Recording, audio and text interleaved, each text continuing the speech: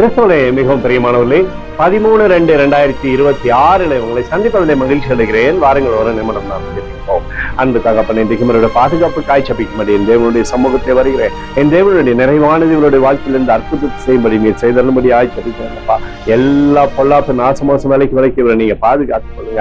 என் தேவனுடைய கரம் இவரோடு இருப்பதாக நன்மையானது இவருடைய வாழ்க்கையில வரும்படி செய்யுங்கப்பா. இயேசு கிறிஸ்து சிந்தின பரிசுத்த ரத்தத்தை இவர் மீதும் ஒரு குடும்பத்தின் மீதும் ஒரு செய்கிற சகல காரியத்தின் மீது பூசுகிறேன். ஆகவே இந்த நாள் முழுவதும் மகிமையின் ஆசீர்வாதம் இவரோடு இருப்பதாக. நிறைவு இவருடைய வாழ்க்கையிலிருந்து அற்புதத்தை செய்யட்டமப்பா. கிருபின் மேல கிருபை இவருக்கு நீர் தருவீராக. 2 நாளாகும் 14:11 கர்த்தாவே, பலன் உள்ளவன் ஆகிலும் பலனற்றவன் ஆகிலும் உதவி செய்தது நமக்கு லேசான காரியம் என்று சொல்லி எழுதப்படக்கூடிய வார்த்தையின்படி கர்த்தருடைய கரம் இவரோடு இந்த அற்புதத்தை செய்யட்டும்.